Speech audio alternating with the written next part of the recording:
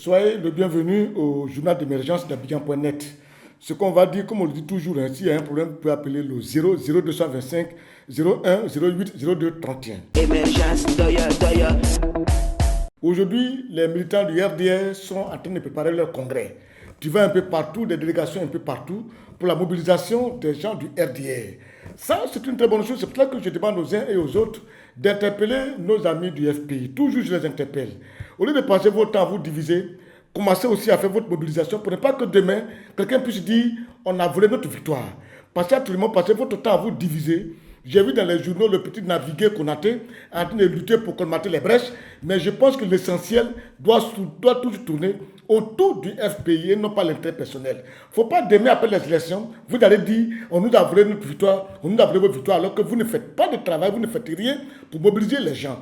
Aujourd'hui au RDR, je sens des petits problèmes au niveau du RDR parce que je ne peux pas comprendre que le RDR fasse des sorties de mobilisation dans des régions et puis on ne voit pas quand même des gens, des pro-Soro dans les sensibilisations, dans les mobilisations. Je sens, partout je vois les délégations qui partent à l'intérieur du pays ou alors au niveau de l'Abidjan, les délégations qui circulent. Je ne vois pas des gens comme Alain Lobognon, des gens comme les Konaté Sidiki, d'autres personnes même qui sont plus proches de Soro. Je ne les vois pas trop dans cette affaire de mobilisation. Je ne sais pas, c'est une guerre qui est déjà déclarée, ou bien c'est une manière de se méfier des gens de Soro, ou bien c'est une manière de les mettre à l'écart, ou bien c'est une manière d'isoler. Bon, je ne comprends pas. Mais ce que je sais, et ce que j'ai constaté, c'est que dans les délégations qui sont à l'intérieur du pays, un peu partout, il n'y a pas des proches Soro à l'intérieur. Bon, nous observons de voir, jusqu'au 9, on va voir au congrès, qui sera là-bas, qui sera invité, qui aura un rôle à jouer. On doit se voir quand même. Et puis, profiter de l'occasion pour dire aux uns et aux autres que la Côte d'Ivoire est en marche.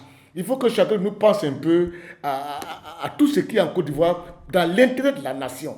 Les microbes là, toujours je vous le dis, les microbes sont toujours là en Côte d'Ivoire, à Abidjan, en train de semer la terreur, en train de troubler la quiétude des Ivoiriens. Tout le monde sait que les microbes proviennent d'Abobo. Abobo est le quartier le plus producteur des microbes. Sur 100% des microbes, Abobo produit 95.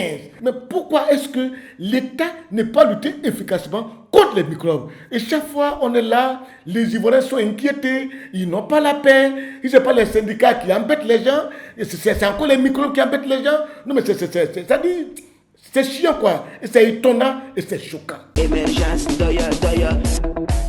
Et puis, profiter de l'occasion pour interpeller le gouvernement de Côte d'Ivoire, pour leur dire c'est une très bonne chose d'envoyer de l'électrification dans des zones rurales.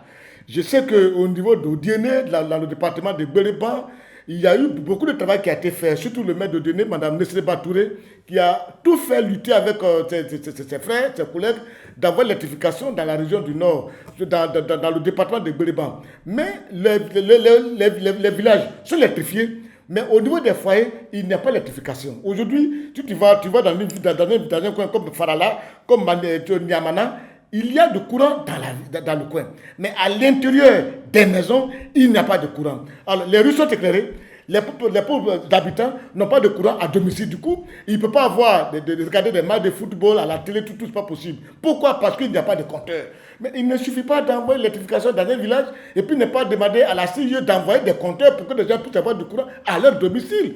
Donc, moi, je pense que si vous avez déjà lutté pour avoir le courant, luttez pour interpeller la CIE pour que ces villages-là aient des compteurs pour avoir du courant. Surtout, mais leur demander de ne pas envoyer les vilains compteurs, les faux compteurs CPL qui fatiguent les gens, qui fatiguent des gens à engrais, qu'on arrête d'envoyer ça chez des villageois pour escroquer des villageois. Ça aussi, il faut qu'on leur dise cela.